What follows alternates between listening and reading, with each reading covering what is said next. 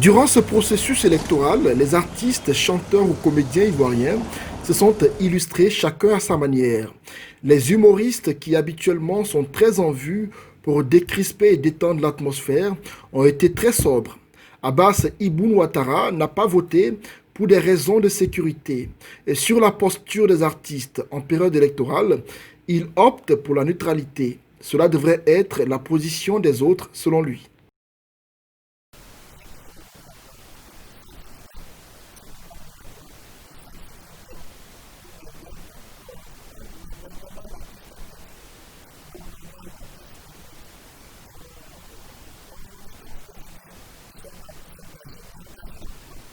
Cette position n'est pas partagée par Go Michel, un autre doyen de la comédie et de l'humour africain. Pour lui, les artistes ont des positions tranchées, certains s'affichent alors que d'autres non. L'artiste aussi, sa position, elle est assez délicate. Il y en a qui choisissent de le faire à visage découvert. Ça, c'est leur position. Il y en a aussi qui choisissent de le faire, mais à visage couvert. Ça, c'est leur position aussi. Néanmoins, tout converge vers la cohésion, vers l'entente, vers la paix. Il n'y a pas un artiste qui attise la haine. C'est que ce n'est pas un artiste dans l'âme. Il y a des artistes qui sont militants des partis politiques, ça c'est leur droit. Il y a aussi des artistes qui sont là, qui ne sont pas militants, mais qui sont prêts à critiquer, que ce soit le pouvoir, que ce soit l'opposition, et à critiquer aussi. Ça, et bon, j'estime que je m'inscris dans ce lot d'artistes-là, qui n'a pas de position, mais qui a le courage de critiquer, de décrier si l'opposition a un comportement qui n'est pas bien, de décrier cela. Et même le parti au pouvoir, s'il faut un travail qui n'est pas bien, il faut décrier cela. Si soutenir un acteur politique est un droit pour les artistes, ils ne doivent pas oublier que leurs choix politiques peuvent avoir des conséquences négatives sur leur carrière, explique Abbas Ouattara.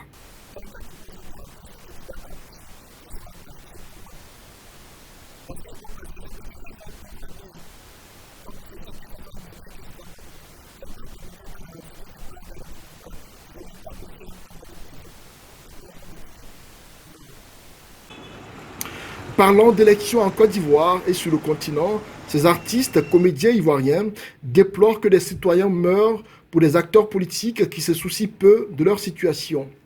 On ne peut pas. Non, c'est pour ça que je le dis à tous les Africains, les peuples africains. Pourquoi vous allez mourir pour des individus? Vous mourrez pour des individus, pour des enfants des individus, pour des femmes des individus. Ils vivent bien. Lorsque toi tu meurs, quelqu'un vient les prendre la République, il vit bien, sa famille vit bien, et toi tu meurs. Mais pourquoi vous aimez mourir pour le papa des autres? Or, les enfants ne peuvent pas mourir pour vos parents. Ah non, arrêtons ça. Pourquoi, pendant les élections, on dénombre des morts? Pourquoi? C'est pas normal. Et souvent, ceux qui meurent, c'est ceux qui n'ont vraiment pas un lien avec la politique, ceux qui n'ont rien à voir avec la politique, le pauvre citoyen. Les soutiens aux acteurs politiques se font généralement sur des bases subjectives, ce que dénonce Guy Defer. Voilà, les relations individuelles, parenté, ethnie, religieux, ça c'est le dernier de mes soucis. Et ça doit être le dernier des soucis d'un artiste. Lui c'est mon ami. Évitons de soutenir quelqu'un parce que vous êtes des amis, vous êtes des frères, vous êtes de même ethnie, vous êtes de même religion. Ce n'est plus la démocratie ça. Et même c'est inintelligent même d'ailleurs de suivre quelqu'un parce qu'il est ton ami. Il faut le suivre pour ce qu'il apporte. Je soutiens quelqu'un. Qu'est-ce qu'il apporte à mon pays? Point barre. En Afrique, tout le monde fait de la politique, ce qui n'est pas normal, selon ce comédien qui pense que ceux qui aspirent faire de la politique ont besoin de formation. Si vous semez la psychose dans la tête de ceux qui doivent vous voter et qui fuient le pays, et quand vous voyez même que le pays est en train de se vider de peur de se faire tuer, vous voulez quoi? C'est pourquoi je dis que les Occidentaux ne nous ont pas appris ce que c'est que la politique. Parce que tout métier a besoin d'une base de formation. Celui qui va à la politique doit aller à l'école de la politique. Pour un retour à la normale en Côte d'Ivoire et dans tous les pays africains, ces comédiens recommandent le dialogue aux acteurs politiques. Ils donnent des conseils aux populations. Moi, je dis toujours que le dialogue qui prime. Le dialogue, on a beau faire, on s'est beau entre-déchirer, on s'est beau entre-tuer. À la fin, il y aura toujours le dialogue. Pour qu'on s'entende, c'est toujours par le dialogue. Alors, pourquoi ne pas commencer par le dialogue?